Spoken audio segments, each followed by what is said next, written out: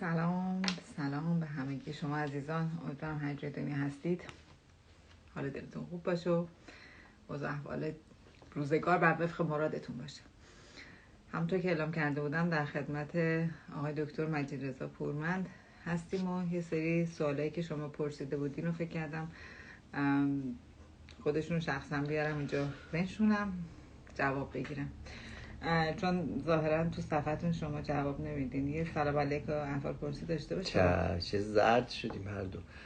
من سلام میکنم خدمت همه دوستان عزیز که در صفحه هستند، چه صفحه پزشکان کانادا و چه صفحه مرمر. امیدوارم که حالشون خوب باشه.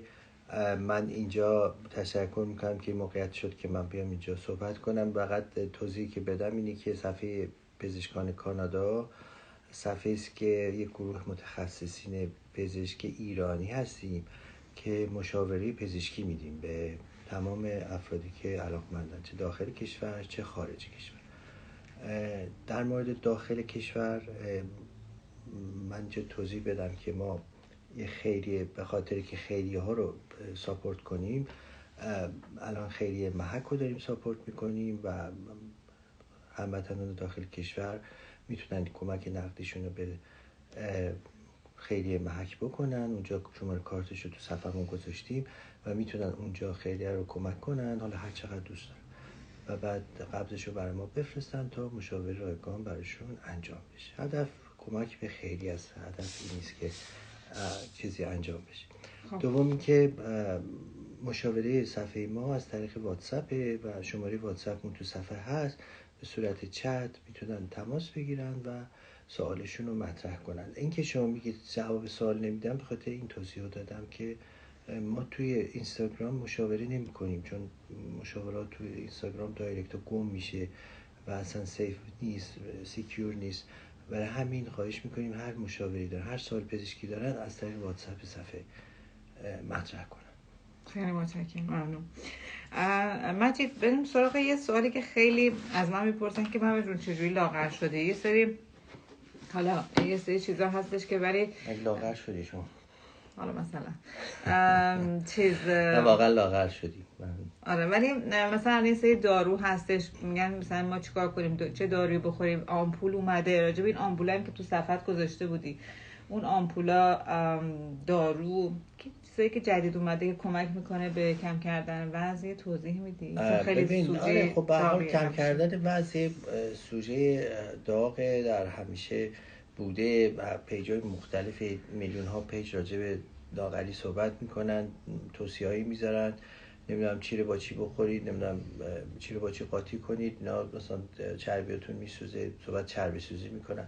ببینید چیزی که علمیه و چیزی که به اصطلاح مطالعه شده روش، ببینید چیزی که ما میگیم علمی و مطالعه شده یعنی که اومده یه گروهی رو اومدن این یه دارویی، یه هربی، یه گیاهی، یه هرچی بهش دادن، به یه گروه هم ندادن. بعد اومدن بعد از یه مدت این دوتا رو مقایسه کردن، مثلا 100 تا این ور 100 تا اون ور، بعد دیدن اینا که این استفاده میکنن معنی دار، یعنی مقدار کاهش وزنشون به عوامل دیگر هم همه رو در نظر گرفتن که این که الان مثلا شروع کرده این هربو خورده، همزمان شروع کرده ورزش کردن، همزمان نمیدونم افسردگی هم گرفته، اشتهاش کم شده، مثلا فاکتورهای دیگه اثر داشته که ممکنه بذاره به حساب اون. برای همینه که این علمی که میگیم یعنی این تحقیق رو شده باشه. حالا چیزی که تحقیق شده باشه، خب تو مملکت خودمون که چیز تحقیق شده که راستش من خبر ندارم علمی باشه که مثلا بگن آقا فلان نمیدونم چه میدونم دارچین نمیدونم زنجبیل لاغر میکنه، اینا تحقیقات علمی درستی پشت سرش نیست هیچ کدوم. ممکنه اثر داشته باشه، نمیگیم اثر نداره، ممکنه در بعضی افراد اثر کنه، ممکنه همین اصلا شروع خوردن این چیز باعث یه انگیزه بزرگی بشه برای فرد که همزمان که شروع میکنه اون دارو گیاهی رو میخوره، همزمان ورزش هم بکنه، همزمان حواسش به غذا باشه. این خیلی مهمه که چی داره میخوره، چقدر کالری داره میخوره. ولی چیزی که جنرال میخوام بهتون بگم که واقعا تصویب شده در مراجع علمی، بهترین چیز و جدیدترین چیزش همین آمپولای به اصطلاح که برای دیابتی ها در واقع طراحی شده، دیابتی هایی که اضافه وزن دارن، نوع 2 دیابت نه نوع 1. ولی از اون ور دیدن که اینها کاهش وزن خیلی خوبی میدن به خاطر چی کاهش وزن میدن؟ به خاطر اینکه باعث میشن متابولیسم انسولین در بدن و گلوکاگون، این هورمونایی که باعث میشه که به اصطلاح قند و چربی ها متابولیزه بشن، درست در جای مصرف بشن، ذخیره نشن، اینها رو اصلاح میکنه. و به خصوص در افرادی که مقاومت به انسولین دارن، که خب مقاومت به انسولین بارها اینجا توضیح دادیم، یعنی افرادی هستن که اینا متابولیسم بدنشون به انسولین دارن ولی انسولین نمیتونه وارد سلول بشه، وارد اون چرخه بشه، در نتیجه میره قندی که تو بدنشون هست به جایی که سوخته بشه و به مسیر درست بره، میره به سمت مسیر چربی سازی و چربی دور شکم و چربی احشایی و هزار جور گرفتاری ایجاد میکنه و چاقی هم یکی از اون. الان این آمپولا رو تو پیشنهاد میکنی که استفاده کنی؟ ببین من پیشنهاد میکنم، من پیشنهادی که میکنم یا تو صفحه‌مون پیشنهادی که میکنیم بر اساس اوییدنس های، بر اساس شواهد علمیه، نظر شخصی خود من یا همکارانم نیست. ما چیزی که اپروف شده باشه، تایید شده باشه و اجازه داشته باشه و لاغری داده بشه، خب میایم اینجا میگیم و با قدرت هم اینو میگیم و نه اینکه مردم رو تشویق کنیم، اطلاع رسانی میکنیم، یعنی میگیم آقا این آمپول اومده، این قرص اومده. خب الان همه میدونن اومده، مثلا ساکسندرا اومده، نه خیلی چیزایی دیگه، خیلی چیزای فیک هم توی چیز هست. شما حالا درستشو داری میگی، خیلی از چیزای فیک هم توی هست، خیلی از تو هر عطاری بری یه چیزی برای لاغری بهت میده، هر داروخانه‌ای بری شاید 4 تا قرص و نمیدونم ساپلیمنت و اینا برای لاغری میگه آقا این چربی سوزیه، این فلانه و مردم خب گیج میشن واقعا. کدوم میگه یه نمیگیرن یا الان پول خرج میکنن میخورن 6 ماه بعد نه بابا آمپولو دارم میگم. آمپولو عرض کردم، آمپول چیز علمیه. آمپول خب شما نمیتونی خود بگیری، آمپول باید پزشکت بنویسه. آمپولایی هست که برای تنظیم قند خونه ولی اثرات کاهش وزن خیلی خوب داره در افراد هم دیابتی هم غیر دیابتی. ولی FDA اپرووش کرده. FDA برای کاهش وزن هم اپروو کرده، یعنی اجازهشو داده. منتها کاهش وزنی که BMI شون حساب کنن، BMI شون بالای 30 باشه، 35 باشه، یعنی برای آدمی واقعا چاق توصیه شده، نه برای آدمی که حالا یکم میخواد اینجا چربیش کم کنه، یکم میخواد اونجا لاغر کنه. نه، اگه شما واقعا وزنتون مثلا 10 کیلو بیشتر از وزنی که باید باشی، یا BMI تون حساب کنید، BMI تون عددشو درارید، اگه BMI تون بالای 30 32 خب براتون اینجا پزشک براتون نسخه میکنه. توی ایران که خب داروهای این دسته دارو نه، این دسته داروها قدیمیش ویکتوزا بود، اولین دارویی که اومد، آمپولی که اومد که روزانه میزدن.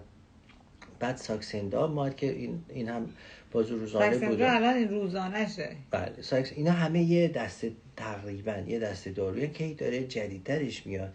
بعد از ساکسندا چیز اومد، اوزمپیک اومد. اوزمپیک شد هفتگی، آمپولای هفتگی، حالا دوزش مثلا زیادتر میشه به تدریج. اینا رو معمولا میگن تا 10% کاهش وزن برای اوزمپیک میگن در عرض 2 ماه 3 ماه. این متابولیسم به اصطلاح سوخت و ساز انسولین و چربی ها رو تو بدن فردی که متابولیسمش ایراد داره تنظیم میکنه. اون که جواب نمیگیره برای اینکه متابولیسمش ایراد نداره، اون که جواب نمیگیره برای اینکه کالری زیادی داره میخوره. یعنی با این آمپول میتونن کالری زیادی بخورن؟ نه آره، بعضیا ببین مکانیسم دارو فقط بی اشتهایی نمیده، حالا بی اشتهایی هم یه مقداری میده ولی بیشتر مکانیسم مهمترش اون تنظیم سیستم متابولیتی بدنه. یعنی چربی سوز واقعی این دسته دارو میرن اون سیستم بدن رو به سمتی تنظیم میکنن که چربی توش ایجاد نشه، از چربیایی که ذخیره شده مصرف بشه، به خاطر که روی انسولین اثر میذارن. حالا خیلی مکانیسمش پیچیده است.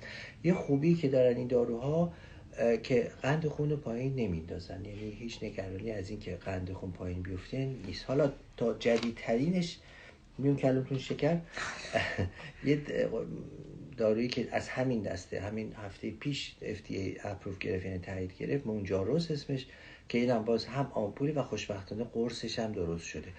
ولی هنوز در امریکا فکر میکنم همین هفته پیش آمپولش به بازار اومد و قرصش هنوز به بازار نیامد ولی به زودی خواهد اومد. خب قرصش خیلی راحته. ولی خب تو که مصرف آمپولشو داری بگو ببینم آمپول چجوری بود، تجربه چیه؟ سخت زدنش، جاش تغییر رنگ داد، چیزی شد؟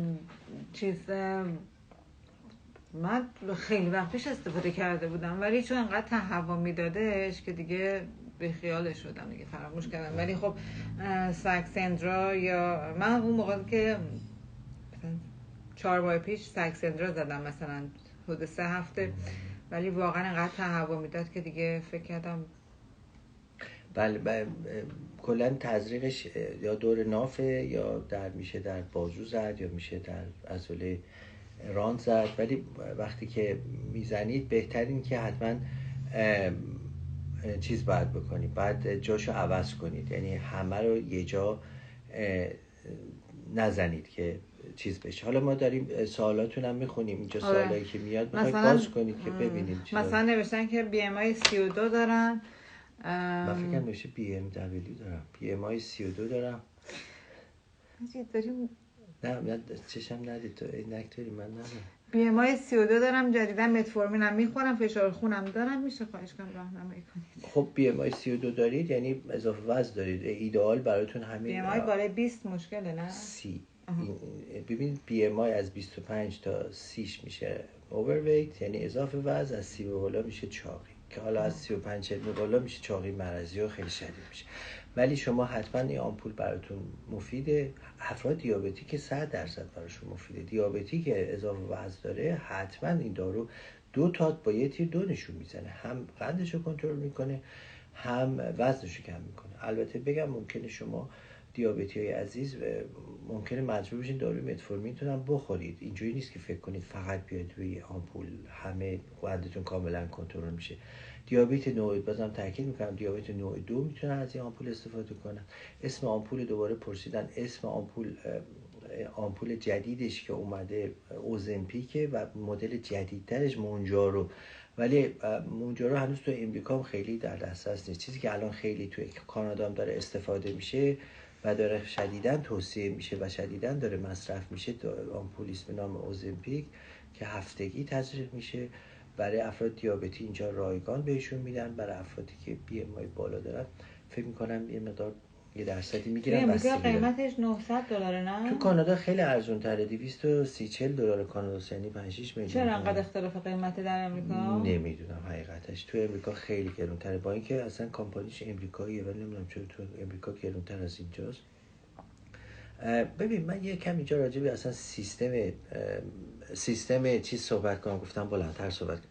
سیستم پزشکی ایران رو با کانادا بخواید مقایسه کنید، ببینید اینجا الان این مشکل بزرگ هست که پزشکای فامیلی فیزیشن خیلی وقت نمیذارن برای مریض. یعنی تو ایران هم مثلا شما فرض کن میری دکتر زود میپرسه آقا چطور، یه مریضی تو فقط گوش میده، بقیه‌اش دیگه گوش نمیده. حالا شما 1000 تا آزمایش و یه ساک پر دارو داری و میخوای همه اینا رو بدونی، آزمایشات ببینی و سونوگرافی تو ببینی، اصلا این کار نمیکنه. اینجا که اصلا نمیکنه. باز اینجا تو ایران لااقل نمیدونم، توبت خودم میگم، ما لااقل یه معاینه مریضه میکردیم، یه بالاخره حالا آزمایشی عکسی چه میدونم سونوگرافی داشت، حتی رشته قلب که منم بودم ربطی نداشت، یه نگاهی میکردم، لااقل یه راهنماییش میکردم تا اونجایی که اطلاع داشتم.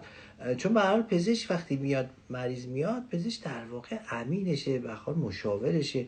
حالا باید یه وقتی بذاره، یه آی کانتکتی، نگاه چش در چشی، یکم دل بده به مریض، ببینه چی میگه مریض. خب میگم چون واقعا الان اینجا به این نتیجه رسیدن مثلا این رشته‌های مثل نچروپاتی و طب مکمل و اینا، فرقش با طب چیزی اینه که اینجا میشینن 1 ساعت ویزیت اول وقت میذارن، تمام شرایط مریض رو کامل میگیرن. آقا مریض 1000 جور استرس داره، خوابش خوب نیست، استرس داره، گوارشش خرابه، وضع روحیش خرابه. شما باید همه اینا رو بپرسی، همه اینا رو رسیدگی کنی تا بفهمی اصلا مشکل چیه. اگه میاد میگه سردردم، شما فقط قرص سردرد بده، یا میگه آقا مثلا دل درد دارم فقط یه قرص معده بدی خداحافظ، این مریض یه مدتی ممکنه بخوره، ممکنه اثر نکنه، هی میچرخه بین دکترای مختلف، برای که هیچکی نشسته بهش دل بده ببینه که آقا این اصلا مشکل چیز دیگه از مشکل وضع روحیش، مشکل لایف استایلش، مشکل عدم ورزش کردنش، مشکل خوابش. دل نمیدن به کار. آره دل نمیدن. ببین برای که حالا من اینجا توضیح بدم، اینجا در کانادا یه رو به وقت ویزیت فامیلی فیزیشن، متخصص نه متخصص 45 دقیقه است. تو یه رو این فامیلی فیزیشن باید بشینه تمام ریکورد شما رو نگاه کنه و بعد باید بشینه هرچی کاغذ پیپر ورک انجام بده، آزمایش درخواست کنه، ریفر بخواد بکنه، آزمایشاتونو ببینه. اصلا وقت نمیکنه. تو شما تا بیای بشینیم یعنی بعد هر ساعت 4 تا مریض ببینه. تو ایران اون بسته به کرم اون دکتره که مثلا در ساعت چند تا مریض ببینه. خب حالا من اینجا بحث صنفی نمیخوام باز کنم. خب تو ایران چون به اصطلاح تعرفه ها حالا اینجا به نظر منم عادلانه نیست، مثلا $2 $3 ویزیت پزشک. خب واقعا اینجا نه در ایران اینجا که $180 پزشک عمومی اگه آزاد بخوای بری $180. خب مثلا فرض کن در جایی که همه چی با دلار سنجیده میشه و همه قیمت ها با دلار تقریبا داره تو ایران محاسبه میشه، ولی مثلا میاد دست میزنه رو پزشکی که آقا شما مثلا $2 بگی $3 بگی ویزیت. قبول داری که پزشک در ایران تشخیصشون خیلی بهتر و درست‌تر از علتش تجربه زیاده. ببین اینجا باسوادن، اینجا تجربه ندارن و این مقدار قوانین دست و پاشون میگیره. یعنی اینجا فقط اینقدر به فکر که آقا یه کار اشتباهی نکنه سو نشه که ممکن اصلا یه چیزی هم ممکنه به فکر خودش برسه، خلاقیت خودش باشه اصلا نیاره. میگه آقا بیمه مثلا شما میری میگه اینجا دکتر بر من نمی‌نویسه آزمایش، برای که نمیتونه بنویسه، برای که بیمه بهش میگه آقا این خانم مثلا 50 سالشه تو اجازه داری این آزمایش‌ها رو بنویسی. اگه آقا غیر آزمایش‌ها رو بنویسه بعد 100 تا دلیل براش بیاره که من چرا این آزمایشایی که بیمه شاملش نمیشه بنویسم.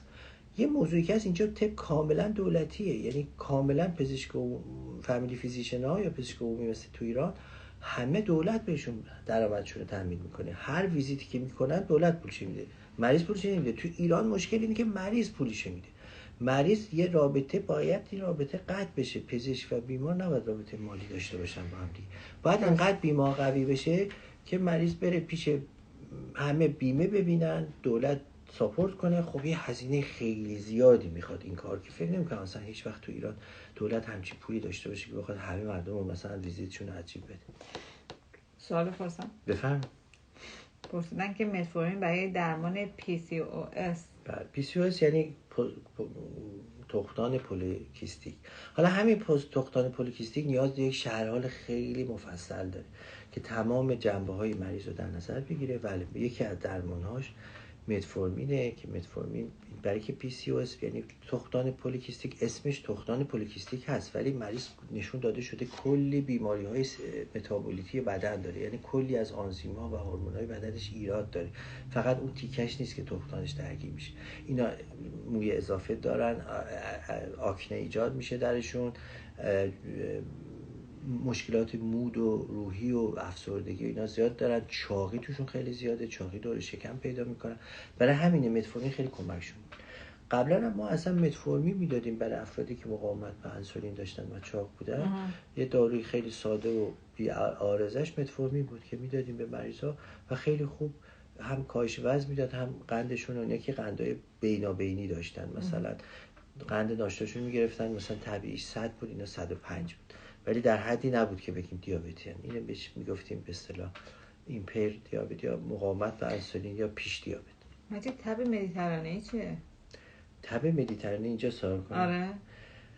تب مدیترانه بیماریه که دل درد و تب نشون داده میشه. تو ایران خیلی زیاد نیست، ایجاد التهاب دستگاه گوارش میکنه، ایجاد تب میکنه.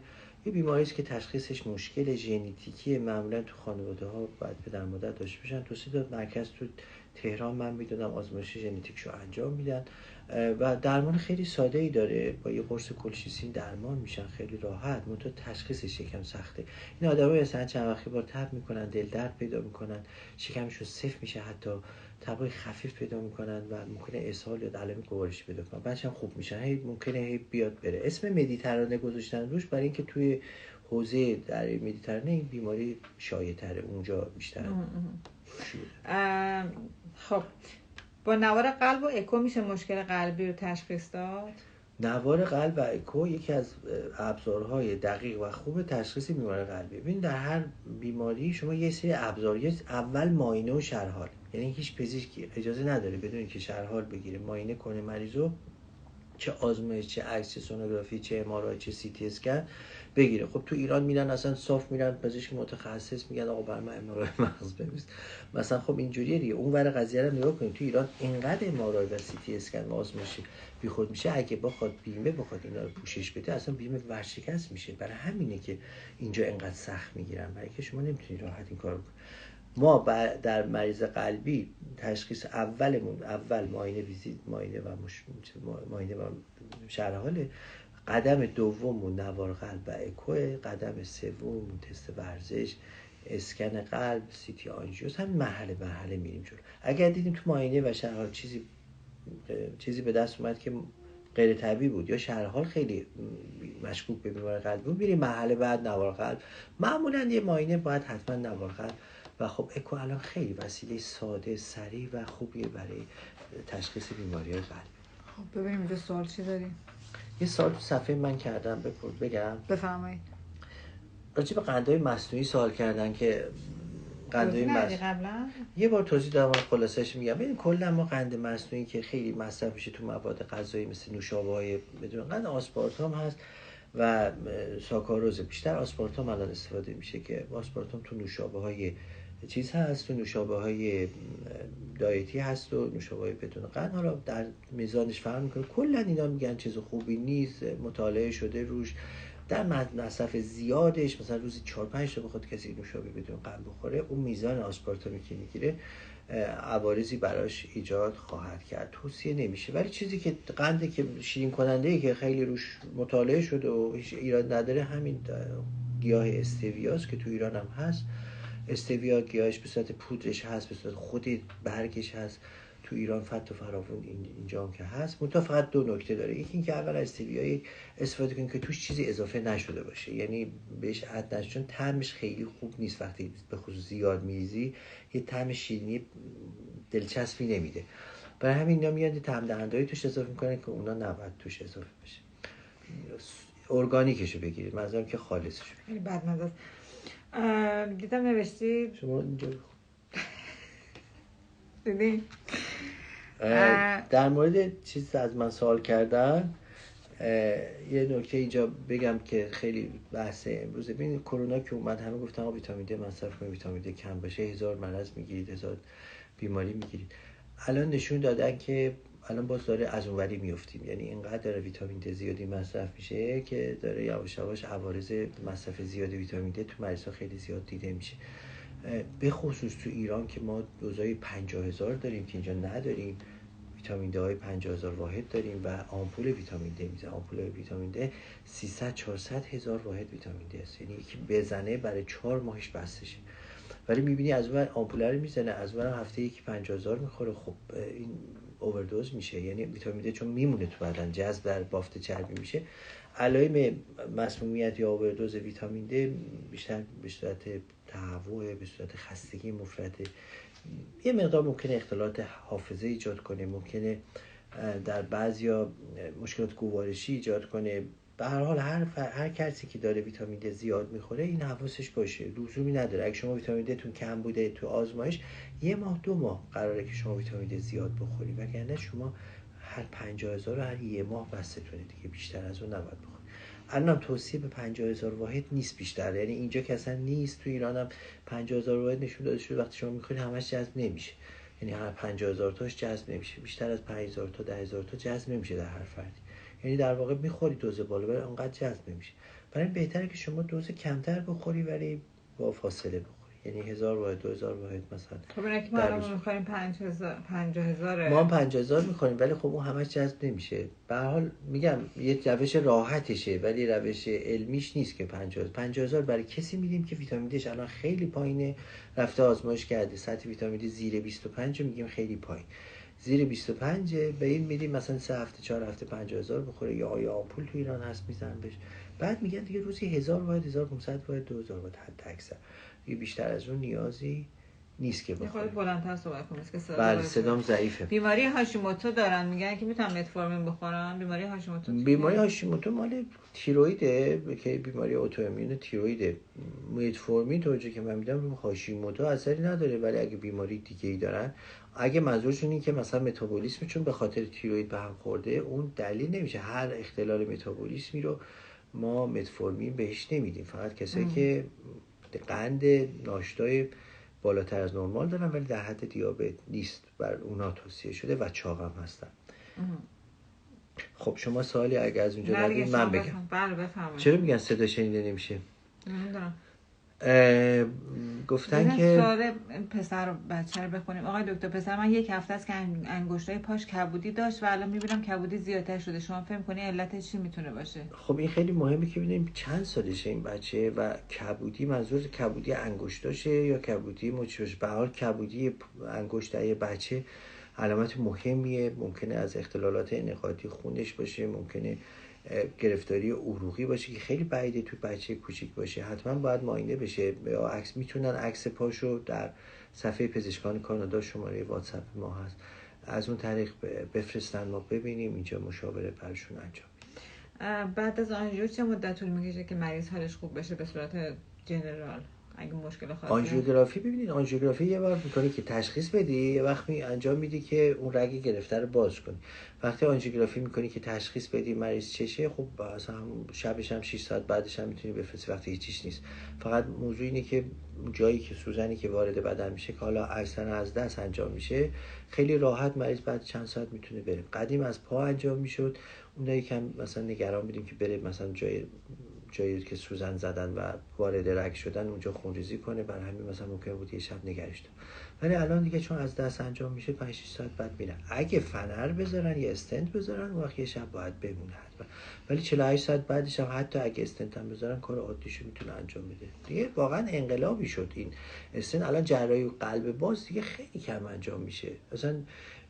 اصلا برای جراحی قلب باز اصلا چیز خالی مونده بود امسال در چیز فوق تخصص که بیان جراحی قلب بشن، اصلا کسی داوطلب نبود، به خاطر که خب خیلی کم شده مریضی که نیاز به جراحی قلب داشته باشه.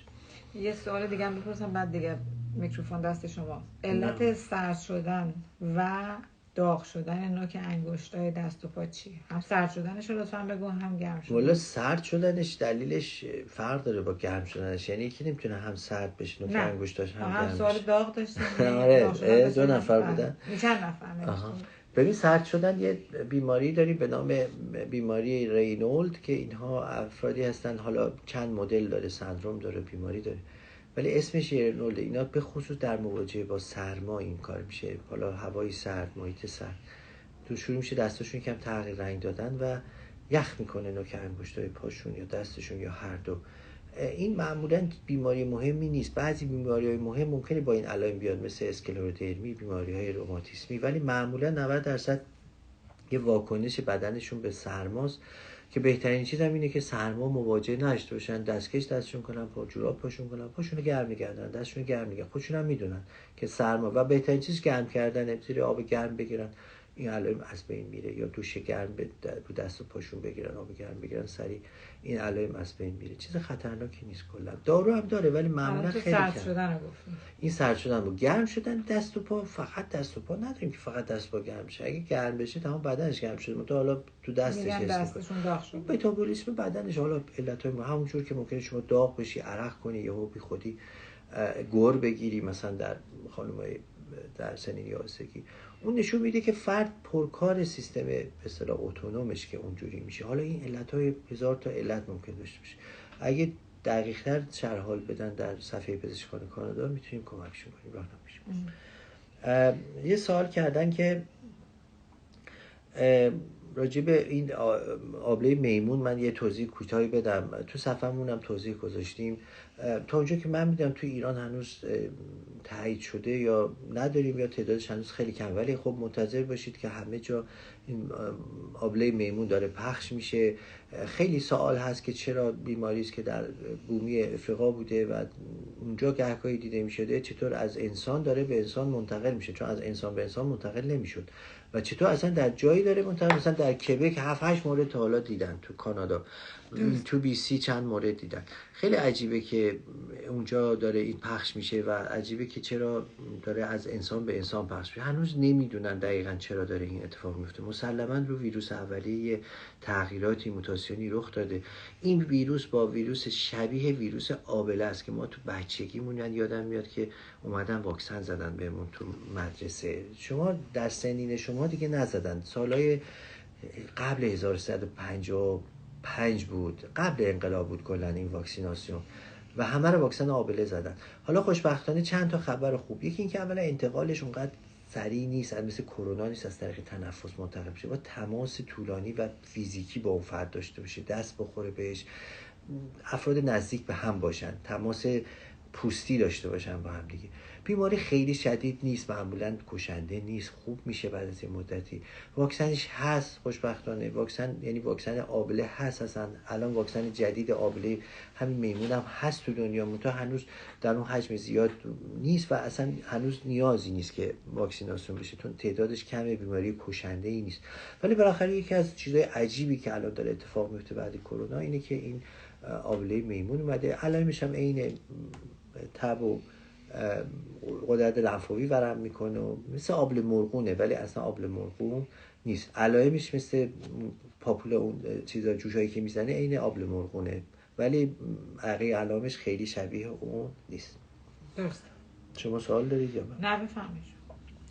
درباره اومیکرون هم اینجا بگم آخرین چیزی که الان هست، 2 تا سویه BA5 و BA4 داره جهان پخش میشه که به زودی ایران هم خواهد اومد، ولی خب بیماری خفیف ایجاد میکنه، ولی به هر حال تموم نشده و الان دارن خودشون آماده میکنن برای اینکه اگر احیانا ویروس جدیدی با کشندگی بیشتری اومد، هم مدرنا هم واکسن های جدید داره میاد که بتونه وسیع‌تر بتونه اینو پوشش بده. ولی خوشبختانه این تغییراتی که ویروس کرونا در این چند ماه اخیر کرده هیچ کدوم به اصطلاح بیماریزاییشو تشدید نکرده. این نکته خوبش اینه.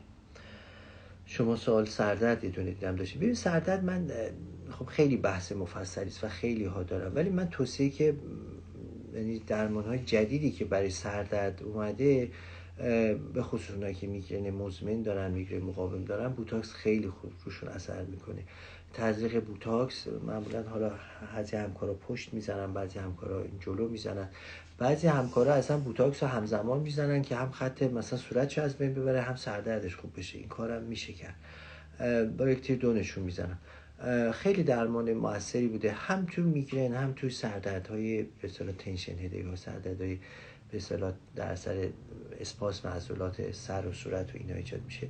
خیلی مفید بوده. شما اگر سوالاتی خوندین بفرمایید. نه شما بفرمایید. شما الان درمان خب بخونید شما سوالا رو بخونید. من چون سوالا رو نمیتونم بخونم. تازه نمیتونید بخونید. نه من سوالایی که تو صفحه مطرح شده دارم. بله شما بفرمایید. نه بگو شما یک شما من سوال شما رو بخونم، شما گفتید سوالای من که اینا سوال نیست، اینا نوتایی که از چیز برداشتم که به یادم باشه بگم. سوالی که تو صفحه من مطرح شده. شما سوالای دوست دارید؟ الان پروتئین های بدنسازی. پروتئین بدنسازی خب ببینید یه سری پروتئین ها برای کسایی که الان میگم ببخشید میاره کلمه شما شکر، پسر من 18 سالشه، ورزش بدنسازی میکنه، آمپول کوفتی زده، سینه‌اش آبسه کرده. تو سینه‌اش آمپول زده مگه؟ آره مثل که تو عضلات سینه هم میزنن. ببینید بدنسازی متاسفانه به خصوص در ایران منجر شده به این که یک نفری که بدنساز استاد بدنسازیه خودش این اجازه رو میده که یه سری آمپولای بیاره توی این سالن‌های بدنسازی و خودش نسخه کنه، حتی خودش هم میزنه. خب سوماتو میزنن، نمیدونم خیلی تستوسترون میزنن، ناندرلون میزنن. اینا همه داروهایی است که عوارض وحشتناکی داره. حالا تو 10 تا زدن یکیش ممکنه این عوارض ایجاد شه، نه که همه عارضه بگیرن. به تعدادش فرق داره، به آدمش فرق داره. اینا جدار قلب رو ضخیم میکنه، نارسایی قلب میده، نارسایی کلیوی میده. در هیچ مکتبی، در هیچ چیزی این آمپولا مجاز نیست. شما یه سری پروتئین وی اینا رو میتونید مصرف کنید، اونا به شرطی که توش باز یه چیزی اضافه‌ای نداشته باشه. اینا پروتئین کمک میکنه به عضله. وقتی شما ورزش میکنید، ورکات شدید میکنید، بدنتون مستعد عضله سازی میشه. وقتی پروتئین بیشتر در اختیارش باشه، عضله حجم عضلاتتون میره بالا. به همین سادگی. حالا این چی باشه، وی باشه، کازئین باشه، کلاژن باشه، خیلی فرقی نمیکنه. مهم اینه که پروتئین باشه. حالا میتونید پروتئین بخورید، مثلا تو پروتئین بخوری خیلی گرونتر در میاد. بخورید مثلا 200 گرم پروتئین بخوری خیلی گرونتره. تو خما بخورید. مجید ایسکمی قلب در ایسکمی یعنی همون کمخونیه، یعنی ناشی از گرفتگی عروق قلب میگن ایسکمی قلب. درمانش همینه، یا دارو یا اینکه آنژیوگرافی میکنن اگه زیاد باشه. اگه گرفتگی عروق بیشتر از 70% باشه وقت استنت میذارن، فنر میذارن، باز میکنن. خب اینجا یه سوال دیدم که چربی بالای خون رو چجوری پایین بیاریم. ببینید چربی بالای خون خیلی شایع است در کشور ما. البته اینجا به نظر شایع از اینجا چون آزمایش نمیشه خیلی خبر ندارن، چون ایران خیلی راحت هر کسی هر 6 ماه آزمایش خون میکنه و چربیشو میبینه. خب همه تقریبا یه تجربه تریگلیسیرید بالا رو دارن، کلسترول بالا رو خیلی دارن. کلیت توصیه کلی اینه که شما اگه بخواید برید به سمت دارو باید تا آخر عمرتون دارو بخورید. یعنی اگه بخواید با دارو اینو کنترل کنید این داستان ادامه خواهد داشت.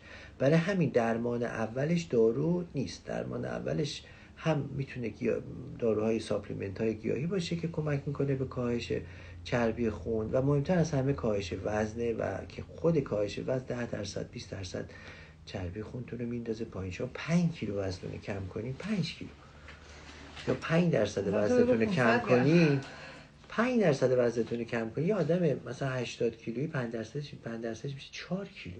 4 کیلو وزنش رو کم کنه، میدونی میتونه قندش چقدر پایین میاد، قرص قندش چقدر کم میشه، چقدر چربی خونش اصلاح میشه، چقدر کبد چربش اصلاح میشه.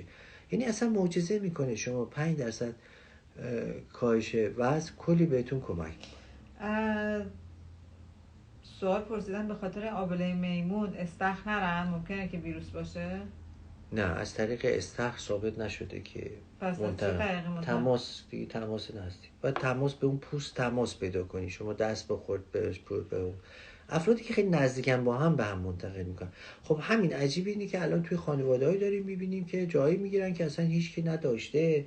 نه، یعنی چیزی که ویروسی که شناخته شده است به نام آبله میمون انتقالش اینجوری نیست، از هوا و از در دیوار نیست، تماس نزدیک باید با اون فرد داشته باشه. حالا چجوری الان داره منتقل میشه الله اعلم.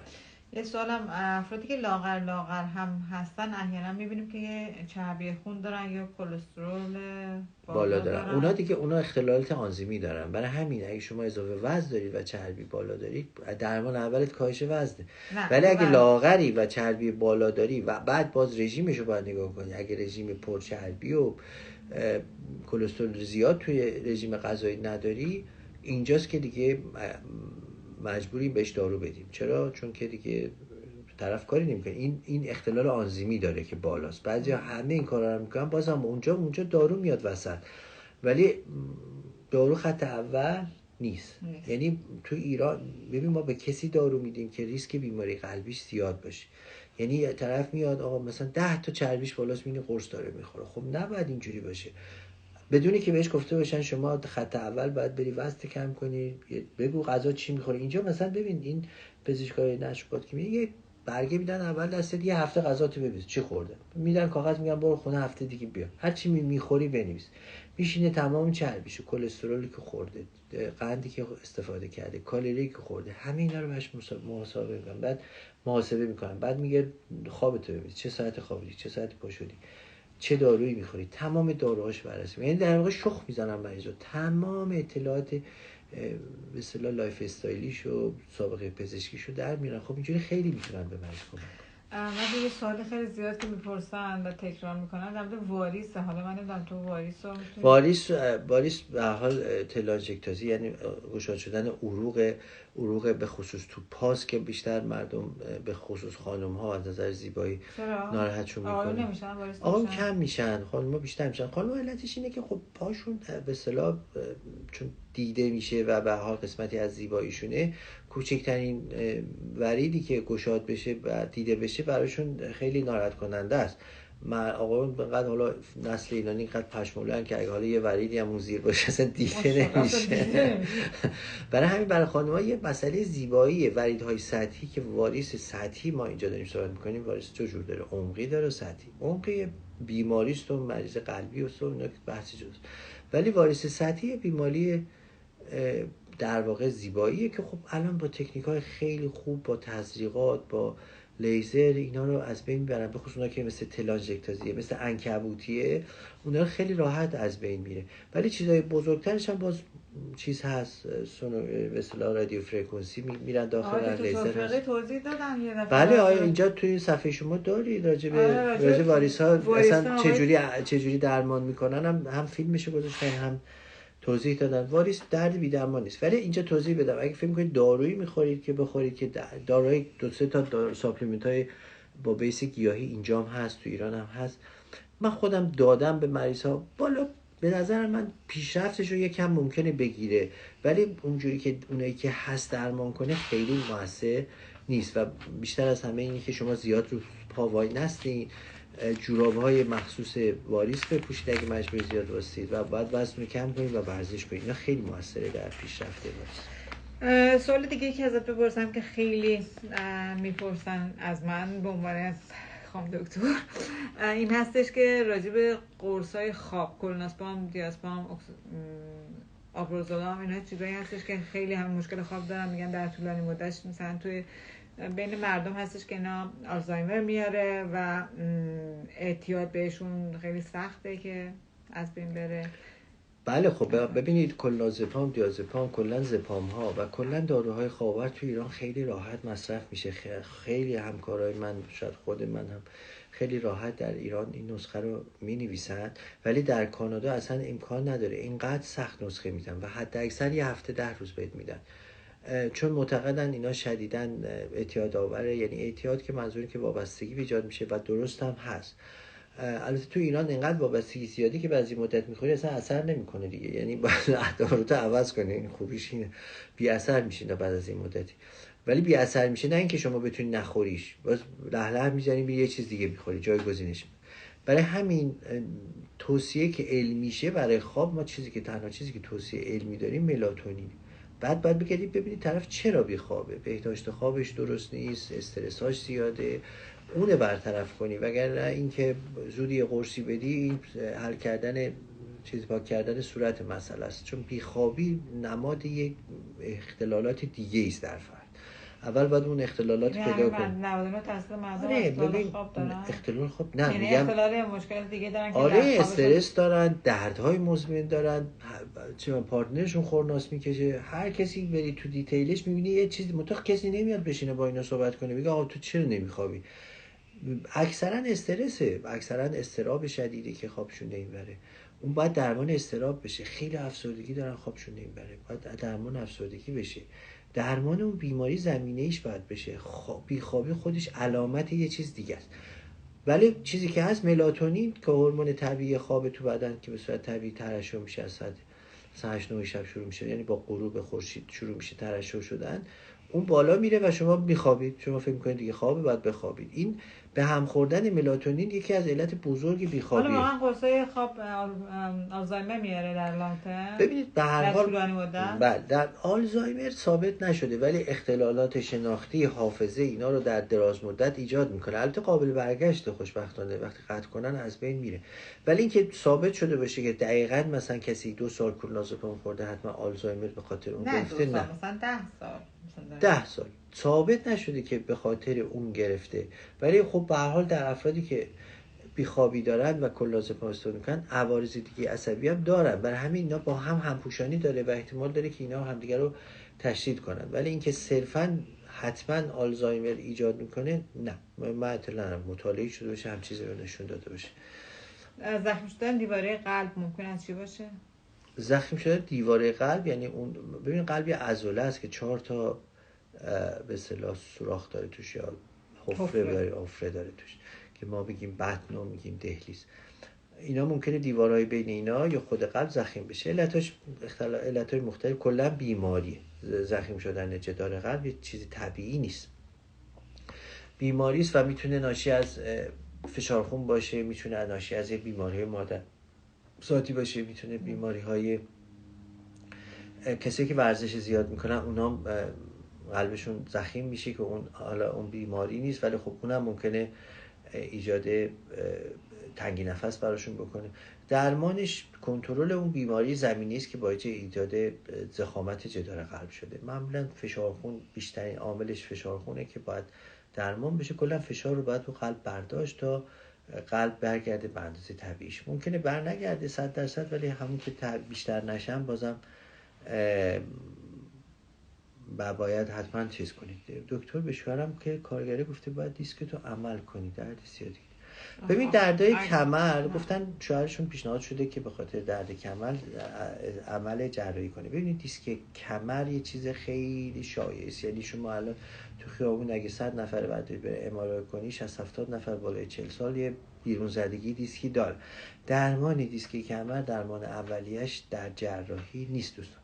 درمان اولیه‌اش درمان‌های استراحت، حالا مطلق نه و کم کم راه بره و داروست و ضد درد تا فرصت بده که این دیسک برگرده سر جاش. در افراد جوان برمیگرده دیگه. اون آدم برمیگرده. نه ببین اینایی که مشکلشون طولانی میشه اینا تنگی کانال پیدا میکنن. تنگی کانال یه مرحله بعد دیسک اول که در میاد از جاش خیلی افراد جوان حالا چه گردن چه پشت معمولا 99% برمیگرده سر جاش با بستن یک کلار گردن با استراحت با دارو برمیگرده سر جاش. چون دیسک در جوونی فرقش اینه، دیسک در جوونی حالت توش آب زیاد داره. جوونی یعنی چه سنی؟ مثلا زیر 60 سال، زیرش 55 سال. این دیسک حالت ارتجاعی خودشو داره، وقتی میزنه بیرون دوباره برمیگرده سرش. ولی اگه یه فردی بیاد 70 سالش 75 سالش دیسکش زده این بر نمیگرده سرش. و اگه رو عصب پاش داره فشار میاره، عصب پاش علائم بی‌حسی پا پیدا کرده، نوک پاش نمیتونه واسطه رو پاشنش نمیتونه راه بره، این چون عصب پاشو داره صدمه میزنه. حالا ممکنه براش نوار عصب حسوده بگیرن اینو تشخیص بدن، ممکنه تو معاینه تشخیص بدن. اون وقت اینجا دیگه جاییه که باید حتما عمل بشه. ولی از 100 تا دیسکی که بیرون میزنه 98 تاش به اون مرحله نمیرسه، یعنی با یه استراحت و اینا برطرف میشه. بله اگه بیارو چند بار مثلا شما میبینید یه نفر مثلا میاد 10 بار مثلا این حالت تکرار شده یا دیسک بر نگشته سر جاش یا خیلی تنگی کانال شدیدی ایجاد کرده، اون وقت باید حتما همکار جراح بهشون توصیه میکنن عمل بشه. حتی کامنت تون میاد که من بعضی رو از دست میدم نمیتونم بخونم. راجع به کمکاری تیروید هم یه توضیح بده. کمکاری تیروید خب بیماری شایعه است، تو ایران هم خیلی شایع هست که فرد با علائم مثلا بیحالی، پف کردن صورت، سردی انها، تحمل سرما ندارن، یبوست، خلقشون تغییر میکنه، این علائم میاد و بعد آزمایش میکنیم میبینید مثلا تیرویدشون کمکاره که خیلی راحت با داروهای تیروید حل میشه. خوشبختانه دارو ساپلیمنت های اینجا که خیلی زیاد هست، ساپلیمنت های خیلی مفیدی هم هست میشه داد برای درمان کمکاری تیروید. حالا اگه دکتر بخوام برن کمکاری تیروید جدی داشته باشن میرن دکتر تشخیص میده، آزمایش میده، درمانشون میکنه. کمکاری تیروید چیز پیچیده نیست. حالا ممکنه ناشی از گوات باشه، ممکنه تیروید چون بزرگ باشه، نودول داشته باشه، نودوله چقدر باشه، توش توده داشته باشه، نداشته باشه، سرد باشه، گرم باشه، اینا حالا تشخیصای دیگه شه. ولی کلا کمبود تیروید، هورمون تیروید میگن کمکاری تیروید، با دادن هورمون تیروید برطرف میشه. خیلی چیز پیچیده‌ای نیست. مادر شما هم دارن دیگه، دارن میخوان. ویروس شیگلوس یه ویروس نیست، باکتری است که ایجاد اسهال میکنه، بیشتر توی مسافرت از آب آلوده و اینا ایجاد میشه، اسهال خونی میده.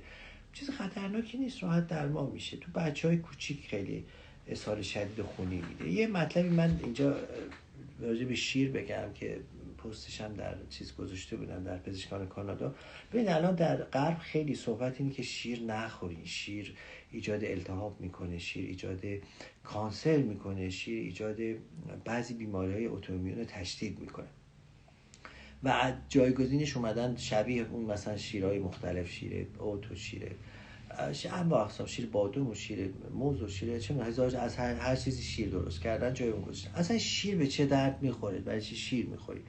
ما شیر رو به خصوص در رشد نمو بچه‌ها خیلی موثره. میزان کلسیومی که میده چه برای استخوان‌سازی چه برای دندوناشون، امگا 3، ویتامین‌های مختلف، چربی‌های مفید، چربی مضر هم داره.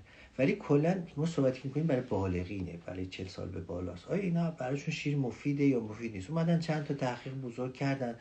خلاصش من عرض کنم دیدن که آقا شیر که فرد می‌خوره در بعضی افراد ایجاد التهاب می‌کنه. یعنی رودش یه واکنشی نشون میده، اون میکروبای رودش که حالا بعضی اسهال هم میشن، دلدرد هم میشن، بعضی اسهال دلدرد هم نمیشن، فقط التهاب تو بدن شده میکنه به صورت استخوان درد، به صورت دردان عضلانی، یا اگه داشتن تشدید میشه، بیماری اتوایمونشون تشدید میشه. در بعضی از سرطان ها حتی دیدن که سرطان پستان، پروستات به خصوص، دیدن اینها فاکتورهایی که از شیر باعث میشه تو بدن باعث میشه اون شیوعش بیشتر میشه. البته شیر مصرف خیلی زیادشه، میگن مثلا روزی 2 لیوان یا بیشتر رو میگن.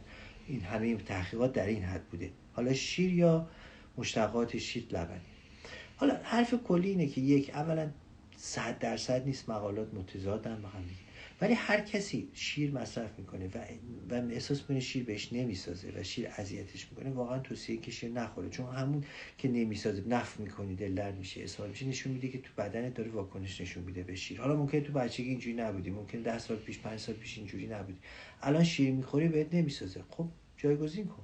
شما شیر میخوری در سنین 40-50 به بالا میخوای کلسیمشو بگیری، وگرنه اونقدر مواد مفید دیگر رو میتونی با خیلی راحت از مواد دیگه تهیه کنی. کلسیم هم میتونی از غذاها و از چیزای دیگه تهیه کنی، یا شیرای مشابه شیر، شبه شیرها، اینا کلسیم داره تا حدودی، ولی ورز شیر خب مسلما نداره. اینجا داشتی میگفتی رو معده‌تون اثر میذاره، راجع به ریفلاکس معده هم توضیح میدی؟ برای اینکه مثلا خیلی هستن که اومپرازول میخورن و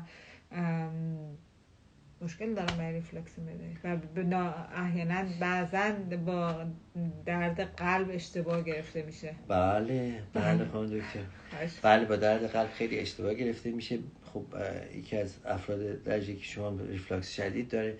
ببینید ریفلاکس باز هم ببین اینجا برمیگردیم به طب کمالگرا، یعنی شما اگه نشینی با مریض راجع به تمام مسائلش صحبت کنی، فقط بیاد یه اومپرازول بهش بدی بره، خب هی میره میاد، هی اومپرازول عوض میکنی پنتوپرازول میدی، اسموپرازول میدی، یه چیز پرازول دیگه بدی، نمیدونم فاموتیدین میدی. ببین برای که نمیشینی باشه حرف بزنی. ببین این مریضا معمولا استرس خیلی بالایی دارن و به خاطر اون استرس اسید معدهشون زیاده، یا رفتارهای غیر طبیعی دارن، مثلا نوشابه زیاد میخورن، سیگار زیاد میشن، غذای حجیم میخورن، غذا نوشابه گازدار میخورن بعد دراز میکشن. اینا رو نمیشه بشه، باید بشین باش صحبت کنی، بشین رفتار غذاییشو درست کنی، حجم غذاشو باید کم کنی، غذای چرب نباید بخوره، غذایی که چربی زیادی داره تو معده زیاد میونه، اسیدش میاره بالا، ریفلاکس رو تشدید میکنه. شما با یک تغییر رفتاری میتونی ریفلاکس رو درست کنی، احتیاج نداره 1 سال 2 سال بهش دارو بدی. اگه این کارا رو کردی اثر نکرد، خب بعد آنتی اسیدای خیلی قوی هست بهش میدی، حالا شربت هست، قرص هست، همین هست. ولی میخوام بگم که شما همیشه اول فکر درمان غیر دارویی رو بکنی بعد دارو. خیلی مشکل. بیماری ژیلبرت چیه؟ ژیلبرت یه بیماری است که بیماری کبده، در واقع یه بیماری مادرزادی است که باعث زردی چشم میشه. این افراد مثلا در یه استرس بخوابی چشمشون یکم زرد شد سفیدش، بچه‌ها خود به خود خوب میشه. بیماری خطرناکی نیست. اینا اختلال متابولیسم بیلیروبین دارن که بیلیروبین وقتی استرس بچه‌ها که به دنیا میان بیلیروبین زردی میگه. اون بیماری فرد، اون زردی نوزادی، اون داستانش فرد، اون به خاطر تغییر هموگلوبین خونه که در گروه خونیشون تغییر کرده با مادر، اون به خاطر اونه، اون فرق داره با این بیماری ژیلبرت.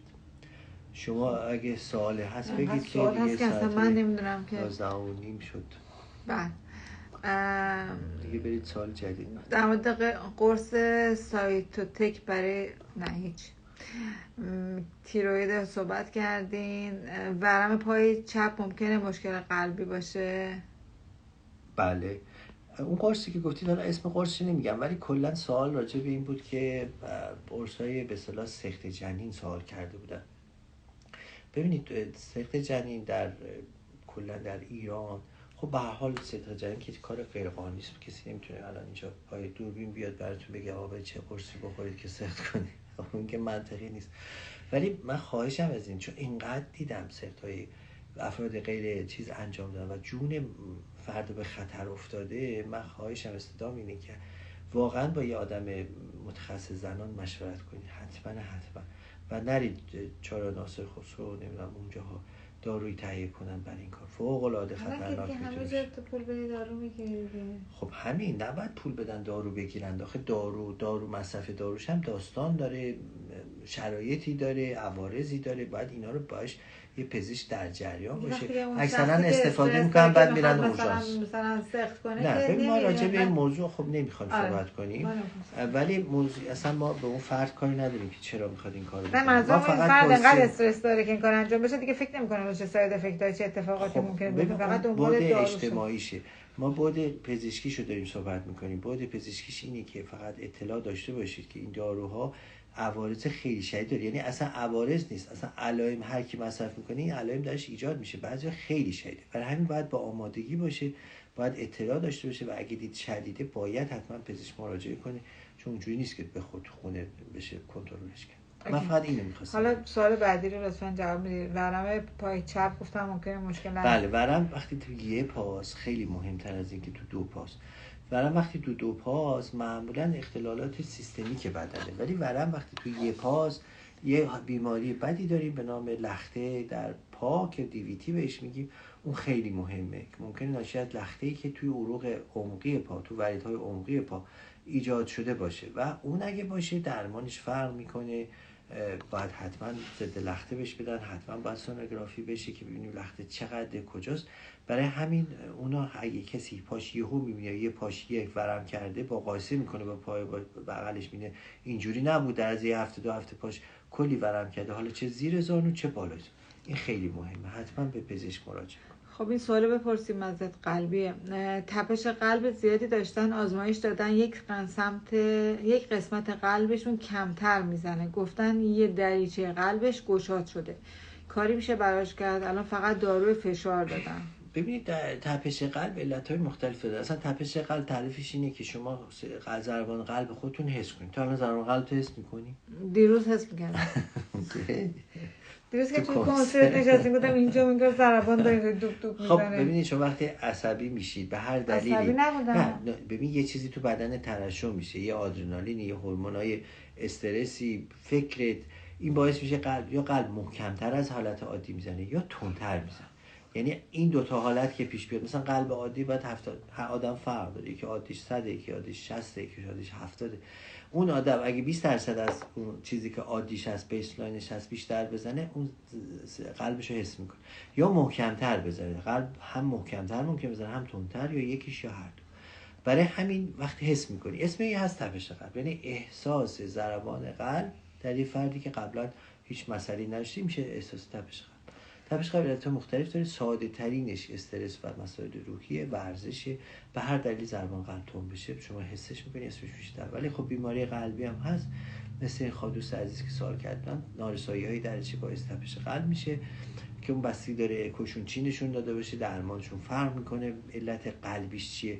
حتما میتونن از طریق پزشکان کانادا اکوشون رو مشاورش بفرستن. یه سوال دیگه هم بپرسم بعد دیگه رفع زحمت کنیم از حضورتون جا دکتر. باور میکنی یادم رفت؟ نه، راجع به اون سوالی که دوست عزیزمون کرده بودن فکر کنم بود که چی؟ راجع به کلینیکی در ونکوور سوال کرد و این دوست عزیزمون که میگه صدامون نمیاد بهشون، فکر کنم موبایل خودشون صداشون کمه. چون بیماری شوگرن چیه؟ بیماری شوگرن بیماری است که از غدد چشمی باعث میشه که اشک تولید نشه، یعنی فرد نمیتونه گریه کنه، اشک چشش نمیاد، خوش میشه چشش. یه بیماری اتوایمونه که معمولا با علائم دیگه هم هست، مثل درد استخوانی و در تورم مفاصل و حالا ممکنه بیماری دیگه، ولی درمانش معمولا کورتون میدن، دارو میدن و خوب میشه. در بیماریش خطرش خوش شدن چشم و صدمه به قرنی است، چیز مهمی نداره. یکی نوشتن نمیشه بیاین ایران. خب ما ایران که بودیم، الان هم نیومدیم که تا آخر عمرمون اینجا بمونیم، بالاخره میگم در هفته آمدیم. واقعا اینجا من یه توضیح بدم، افرادی که اینجا هستن شاید بیشتر اخبار ایران رو دنبال میکنن. باورت میشه؟ من خودم هر روز صبح نمیشم. آره یه عده همه‌اش اصلا داره اخبار ایران دنبال و چقدر همه افسرده میشن و متاسف میشن. حالا جالبی نکته دیگه حالا غیر پزشکی این هستش که وقتی که تو ایران هستیم دنبال جنس خارجی میگردیم، از جهتی که تو اینجا هستیم خیلی بیشتریم، همش دنبال مثلا چون بیسکویت خارجی بخوریم، چون اینمون خارجی اونمون خارجی. و وقتی میایم اینجا مثلا میریم سوپر ایرانی مثلا تیپ تاپ میخریم یا مثلا پفک ایرانی میخریم میخوریم، یعنی این اونجا دل موندن داریم نه اینجا. واقعا همینه. مثلا یکی من میشناسم ایران میرفت آجیل خارجی میخرید، این ساق طلایی خارجی میخرید، اینجا میره ساق طلایی ایرانی میخره. خب من فکر کنم هر کدوم گرونتره بیشتر میخرید. هر چه گرونتر باشه تو ایران ساق طلایی خارجی میخرید، اینجا ساق طلایی ایرانی. منظورش من کاملا. خب این خودم بگم طبیعی است دیگه. بعد اینجا میریم مثلا بیسکویت مادر میخریم، ولی در صورتی که تو ایران مثلا بیسکویت مادر نمیخورن. آره تو ایران مثلا لب کله پاچه نمیزنن، اینجا دنبال لهله میزنن کله پاچه پیدا کنن. تو ایران استیک میخورن، اینجا دنبال کله پاچه میگردن. واقعا اینجا اصلا گوشتش خوشمزه نیست. خب نه ببین یه حالت نوستالژیک، آدم اون حس خوبشو که میخواد بگیره دوری از وطن، میخواد اون حسو بگیره که اون میخواد بیشتر بهش میچسبه. علتش اینه. و به هر حال منظور این که اینجا اینجوری نیست که همه در خوش و شادی باشن، همه چیزا تو خب شما لحظات شادیشون رو میبینید. یعنی کلا دنیای مجازی هم اسمش روشه مجازیه، یعنی هیچ کس، خیلی کم کسی است که زندگی واقعی حقیقیشو بذاره. البته ایشون خیلی زندگی واقعی حقیقیشو منم یعنی همه رو میذاره دیگه از یک کنار. بابا به تو کاری نداره در همه بالاخره زندگی تو زندگی منم هست دیگه. خب آره ولی من به زندگی تو ربط خب من توشم مثلا دیگه اعلام نمی‌کنم مثلا تو کجایی قابل خب نه پس می‌خواستی الان اعلام دیدی اگه من به خودم باشه میگم مجید کجا رفت کجا سارا کجاست مامانم بابام همه میگن. خب یکم دنبال کنن خودشون حدس میزنن. به هر حال مهم نیست. به هر حال مهم اینه که دوستان صفحه‌ای که چه من دارم چه مرمر داره براشون مفید باشه، آموزشی بهشون بده. حالا صفحه مرمر، صفحه من که کاملا پزشکی، اطلاعات پزشکی و مشاوره خیلی مهمه. دوستان میتونن با یه مشاوره کلی راهنمایی بشن، کلی مسیر درست رو بهشون نشون بدیم، افراد درست رو بهشون نشون بدیم، خیلی کمک میشه بهشون. بس میانه کلمت باز شکر یه چیزی می‌خواستم بگم. این همه گفتن واکسن بزنین تو خودت از کسایی بودی که گفتی بزنین. خب حالا الان که الان مگه میگن نزنین؟ نه الان هم نمیگن نزنین، ولی مثلا هنوز ضد واکسن دیروز توی خیابون رابسون داشتن تظاهرات میکردن. ولی واقعا مثلا من خودم از زمانی که واکسن زدم دست چپم مثلا عضلای دست چپم درد گرفته دیگه، خوب نمیشه از اون موقع تا الان. من خودم گاهی موقع مثلا چی میگم یه دردی دارم باز نمیدونم. البته من تو همش چپ زدی. حالا اگه دوستان کسی هم چپ زده هم راست زده به ما بگه وقتی مثلا درد میگیره، هر دوش درد میگیره، چون اینجوری آدم منتالی فکر میکنه جایی که واکسن زده اگه دو طرف زده باشه خیلی خوبه، چون بعضی که 3 تا زدن 4 تا زدن دستشون بالا نمیاد. نه میخوام ببینم واقعا دو طرف، چون من خیلی از مریضا سوال میکنم که شما مثلا نه همین این حرف شما رو خیلی‌ها میگن و واقعا خب ممکنه باشه، ممکنه شما یه واکسن زدیم همه زدیم حالا گهگاهی دستمون درد میگیره. این بهتر از که الان زنده ایم نشستیم داریم حرف میزنیم خب مرده بودیم خوب بود. خب نه منظورم اینه که اون بنفیت بزرگ، اون سود بزرگی که واکسن تو دنیا داشت که همینی که ما الان داریم میشینیم حرف میزنیم واکسن زدیم ما اینجوری. خب ضد واکسن چه خبر شد؟ دوستان عزیز که اعتقاد به واکسن دارن عقیده خودشونه. ما من به عنوان پزشک مجری مطالعاتی که انجام شده و چیزایی که سازمان‌های جهانی و بهداشتی توصیه میکنن، من به عنوان من نوعی میگم هر پزشکی بیاد حرف غیر این بزنه اون نظر شخصیشه.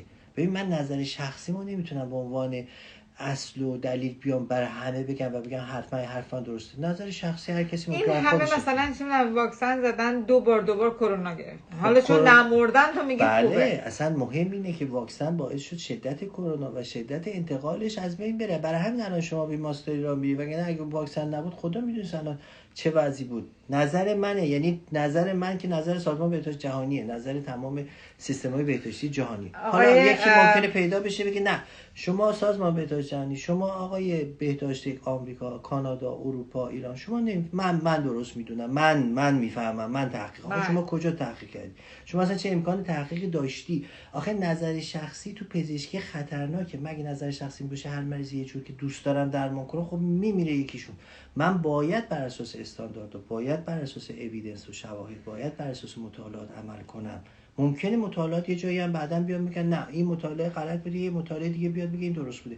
ولی تا زمانی که اون نیومده من مجبورم مطالعه‌ای که اثبات شده مثل همین داروی ویکتوزا که داریم بدیم، همین دارو اوزمپیک که داریم بدیم، همه این صحبتایی که ما از صبح تا شب شما کردیم راجع به شیر هرچی بر اساس مطالعات موثق و چاپ شده است که نه یک مطالعات متعدد و اومدن جمع‌بندی کردن و نتیجه گرفتن. با یک مطالعه توی کشور نمیتونه مریض رو درمان کنه.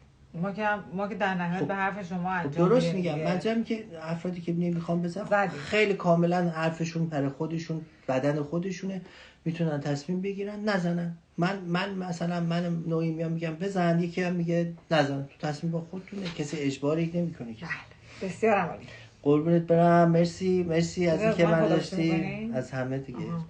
خیلی ممنون. انشالله که روز و شب خوبی هر جایی هستید داشته باشید. باز هم دو نفر از دوستان پرسیدن که هزینه مشاوره صفحه پزشکان کانادا چقدر هستش؟ هزینهش فکر کنم خیلی جزئی هست. در ایران عرض کردم، در ایران اول چیز گفتم، در ایران هزینه‌ای نداره. فقط شما خواهشمون اینه که مشاوره که انجام میدیم به محک کمک کنید.